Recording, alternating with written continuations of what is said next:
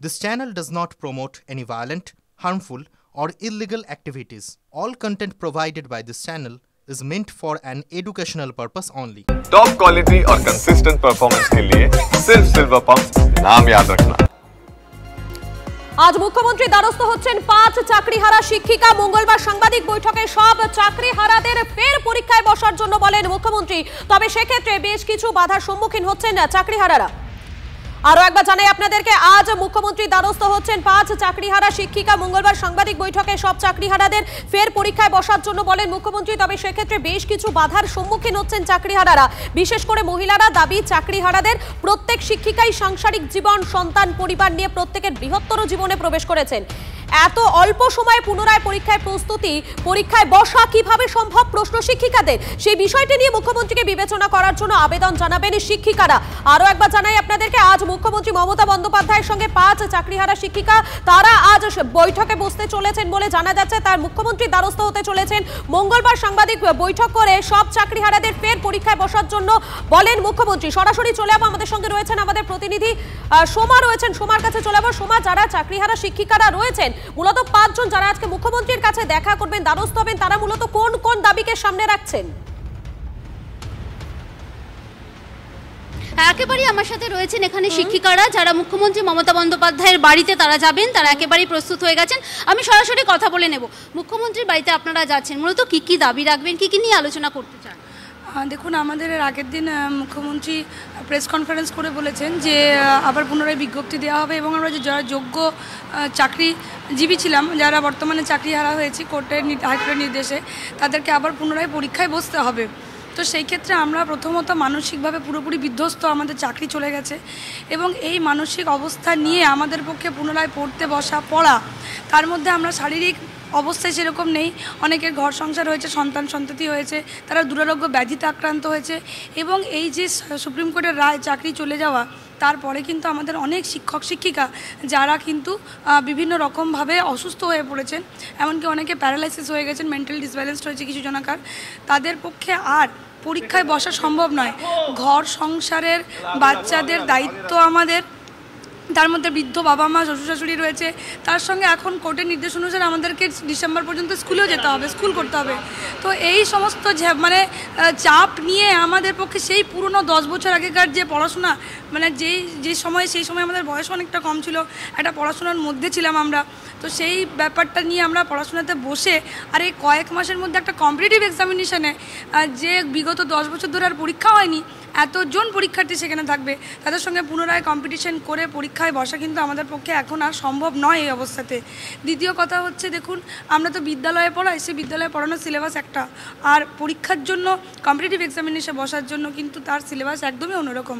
তো সেই ক্ষেত্রে আমাদের পক্ষে আর পরীক্ষায় সেভাবে কম্পিটিটিভ এক্সামিনেশনে বসা সম্ভব নয়। অনেক অসুবিধার মধ্যে আমরা রয়েছি। আমরা তো পরীক্ষা দিয়ে নিজেদেরকে চাকরি পেয়ে সিকিউর করার পরই আমরা হয়তো বিয়ে করেছি বা আমাদের সংসার জীবন হয়েছে ইত্যাদি ব্যাপারগুলো। তখন তো আর কখনো ভাবিনি যে 7 বছর চাকরি করার পর এভাবে চাকরিটা আমাদের চলে যাবে। বা আপনারা কি মুখ্যমন্ত্রীর কাছে সময় পেয়েছেন নাকি আজকে চেষ্টা করবেন কথা বলার জন্য? আমরা মুখ্যমন্ত্রীর কাছ থেকে এখনো সেরকমভাবে সময় কিছু পাইনি। আমরা আজকে চেষ্টা করব, আমরা আমাদের আবেদন নিয়ে যাচ্ছি। যারা চাকরিহারা শিক্ষিকারা রয়েছেন তারা মুখ্যমন্ত্রীর কাছে সময় চেয়েছেন, কিন্তু এখনো পর্যন্ত তারা সময় পাননি। যদিও তারা মুখ্যমন্ত্রীর সঙ্গে দেখা করার চেষ্টা করবেন, কেননা তাদেরও বেশ কিছু দাবি রয়েছে, সেগুলো তারা মুখ্যমন্ত্রীর কাছে রাখবেন। ধন্যবাদ তোমাকে সোমা। চাকরি নিয়ে দোটানা, মোদির দ্বারস্থ হতে চান শিক্ষকরা। আলিপুরদুয়ারে আছে চাকরিহারাদের প্রতিনিধি দল। 23 মে মনোজ টিগ্গার সঙ্গে দেখা করেন চাকরিহারা শিক্ষকরা। জেলা শাসক, জেলা সভাধিপতির সঙ্গেও কথা বলেন চাকরিহারা শিক্ষকরা। এখনো পর্যন্ত দেখা করার সময় পাননি আন্দোলনকারী শিক্ষকরা। প্রাতিষ্ঠানিক দুর্নীতির কারণে কিছু যোগ্য মানুষ, তাদেরও চাকরি চলে গেল। তো আমরা একজন দেশের প্রধান হিসেবে তার কাছে অনুরোধ জানাচ্ছি যে এই সৎ, এই যোগ্য মানুষগুলো তারই তো দেশের মানুষ। তো তিনি এই ব্যাপারে কিছুটা তার যতখানি সম্ভব তিনি হস্তক্ষেপ করুন এবং একটু চিন্তাভাবনা করুন যে যাতে এই যোগ্য মানুষগুলোকে বাঁচানো যায়। আসলে আমরা আমাদের অনুরোধ বলুন, দাবি বলুন, আমরা তো প্রত্যেকের কাছেই রাখছি, যিনি প্রত্যেকেই আশা করি সৎ মানুষের সঙ্গেই থাকতে চান। তো যার যেভাবে সম্ভব তাকে সেভাবেই আমাদের পাশে এসে দাঁড়াতে বলছি। ঠিক সেইভাবেই একজন দেশের প্রধান হিসেবে তাকে আমরা আমাদের পাশেও চেয়েছি।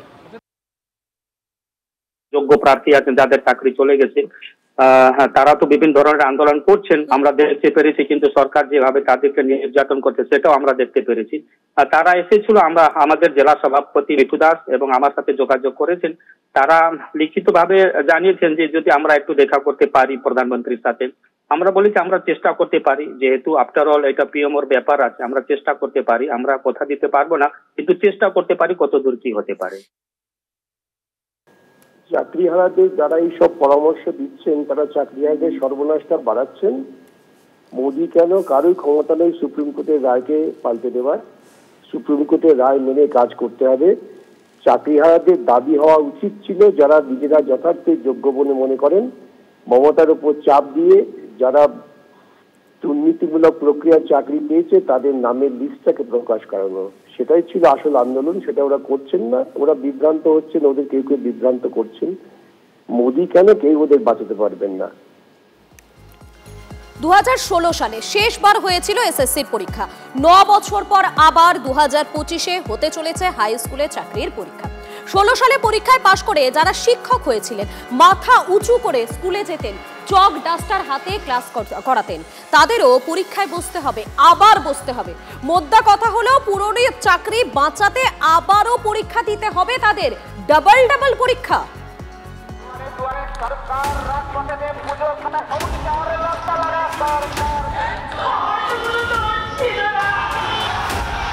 এই সরকারের লালবাতি জ্বলে গেছে।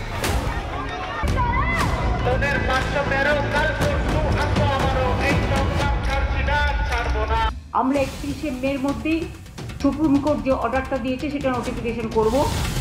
তাহলে পরীক্ষা আবারও 9 বছর পর আবারও এসএসসি, হাই স্কুলে মাস্টার হওয়ার পরীক্ষা, নন টিচিং স্টাফ হওয়ারও পরীক্ষা, লাখো লাখো পরীক্ষার্থীর স্বপ্ন পূরণের পরীক্ষা। 2016 পরীক্ষায় সফল হয়ে 7 বছর মাস্টারি করে ফের পরীক্ষায় বসে যোগ্যতা প্রমাণের পরীক্ষা।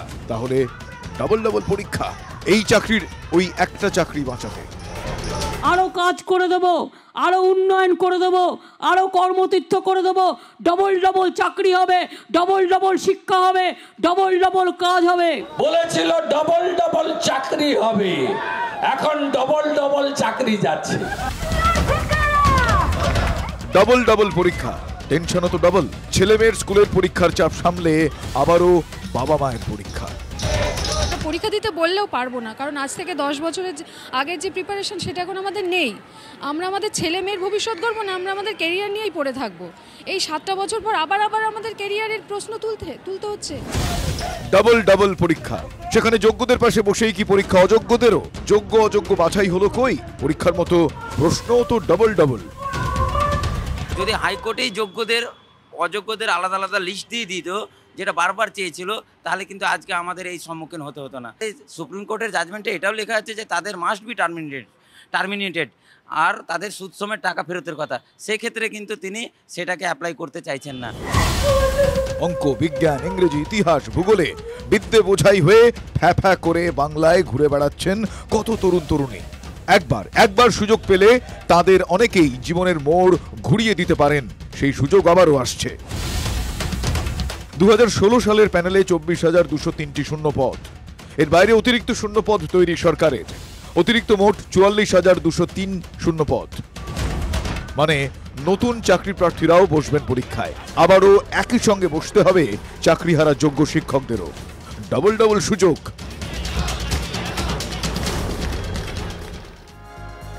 2016 সালে শূন্যপদ ছিল 24,640। সেবার পরীক্ষার্থী ছিলেন 23 লক্ষ, আর এবার 44,000 শূন্য পদে নিয়োগের পরীক্ষা। পরীক্ষার্থী কত হবে বুঝতেই পারছেন। দেখুন, চাকরির পরীক্ষা মানে পাস ফেল তো থাকবেই, কিন্তু ফেল করে পাস আর পাস করে ফেল করার আবার পরীক্ষা যেন আর দিতে না হয়। আর তার জন্যই তো চাই স্বচ্ছ পরীক্ষার ব্যবস্থা, সৎ মূল্যায়ন। ঠিক এখানেই তো সরকারের চ্যালেঞ্জ। আরো স্পষ্ট করে বললে, একটা দাগি শিক্ষা ব্যবস্থার স্বচ্ছ হয়ে ওঠার একটা চ্যালেঞ্জ। ঠিক সেই প্রশ্নটাই আন্দোলনকারী শিক্ষকদেরও। সব খুইয়ে যোগ্য শিক্ষকরা রাস্তায় বসেছেন, এবার আবারও পরীক্ষা। কিন্তু প্রশ্ন তো সেখানেও, যারা এত বছর ধরে চাকরি করে যোগ্য, দোষ তো তাদের নয়।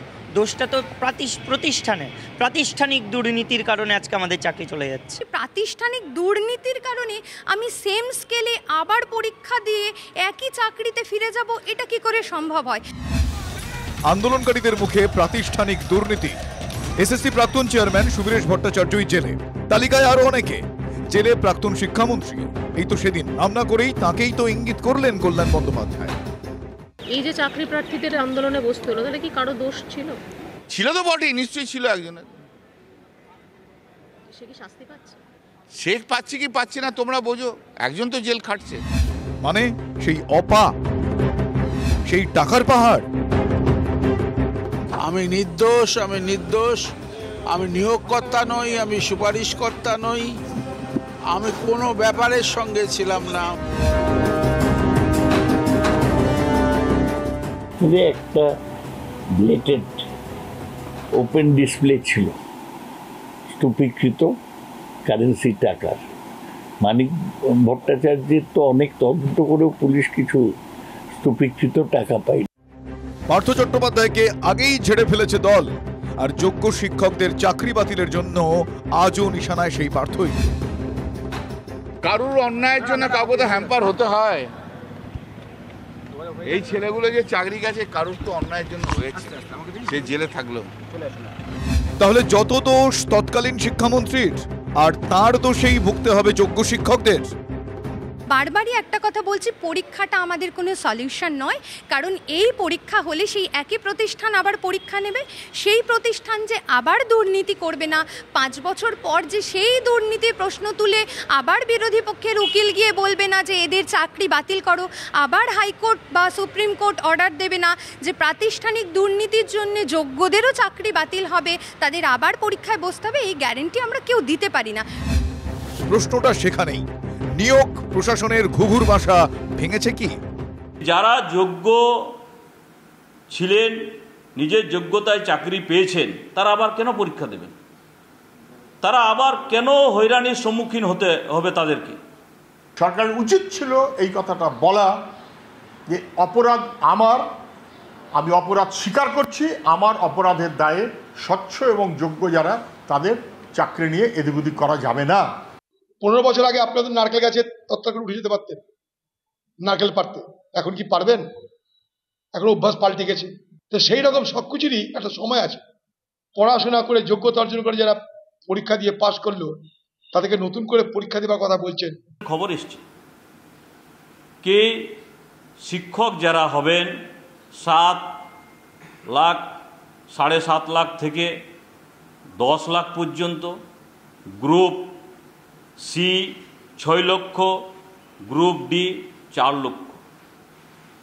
এই রেড কার্ড বানিয়ে আর তৃণমূল কংগ্রেসের ফঁড়ে দালালারা আবার মাঠে নেমে গেছে।